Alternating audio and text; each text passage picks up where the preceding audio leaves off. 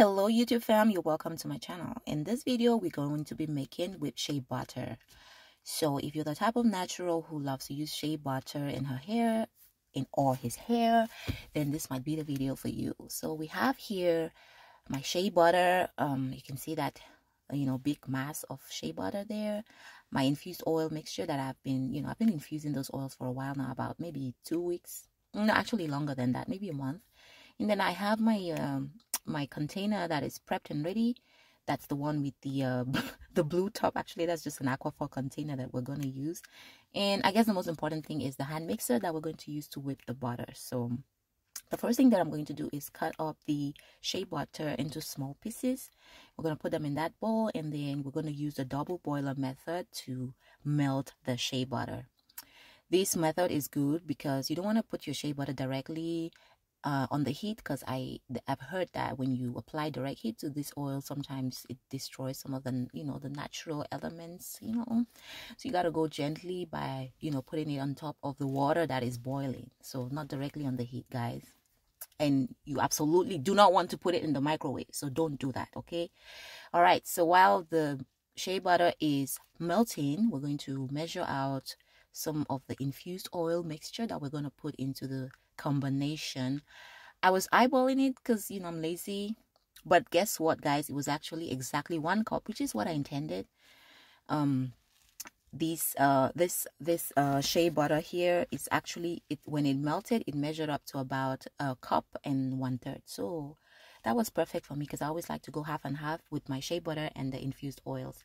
I'm also going to use these essential oils here. I'm not going to use all of them, of course. I'm just going to use the peppermint and probably the rosemary. And this here is a preservative that I bought some years ago when I was venturing into oil making. So I'm going to use that preservative. You don't need to use preservative, but if you have it, why not? Because it I believe it will extend the life of the oil. So, but you don't have to use it. I've made my shea butter mix without ever using the preservative, and it was perfect. I used it for months and months on end. So you don't need it. I measured the infused oil mixture. It was about 1 cup, like I already told you. And you just put it directly into the shea butter, the melted shea butter. And you put the mixture in the freezer so that it can harden up. You can put in the fridge. If you put in the fridge, it will take longer.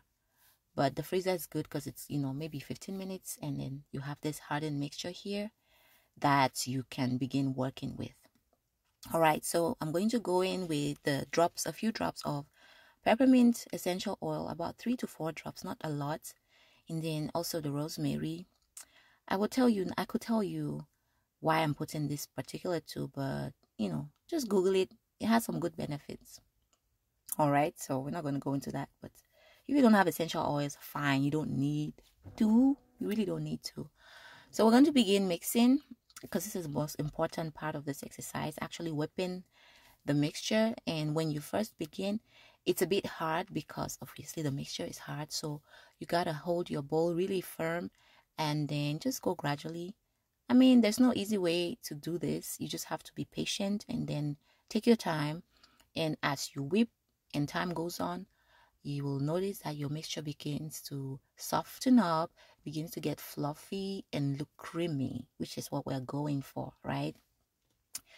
Can you do this without a hand mixer? I don't think so, because imagine doing this with like a simple whisk. You will be there for hours and your arms will hurt. So I think you need a hand mixer for this exercise, guys. So I was mixing this for a total of about 20 minutes, give or take.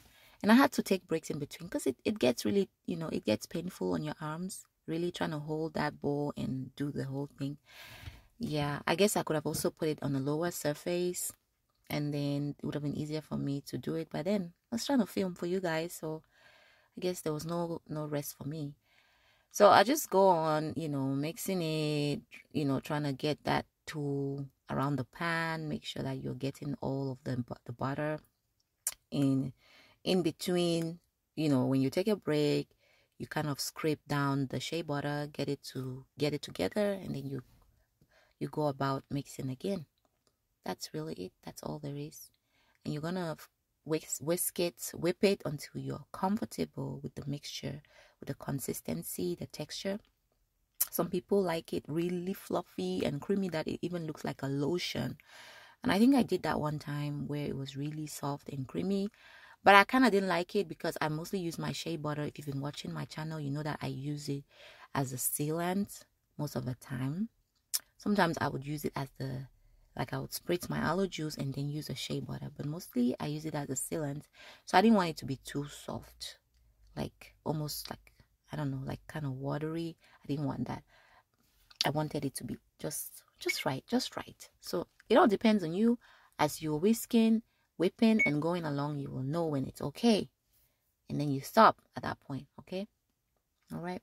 So I hope this is something that you find useful, especially if you're that natural hair girl or guy who loves to use shea butter. Shea butter is really good for our hair. It has some very important elements that are good for the hair, and it's affordable. You don't have to break the bank when you're using shea butter, especially when you get the really natural, you know, shea butter. My shea butter comes all the way from Ivory Coast, guys, I'll tell you. So it's a natural. It's not been processed in any way. It's good. And sometimes, you know, we tend to, you know, want to buy all the store-bought products because we just believe that it's better, which it is, because I mean it's been made by chemists and all the rest. But your shea butter is good, guys. It's natural. So if you can get your hands on shea butter, please don't sleep on it. It's really good. So I already put the preservative in there.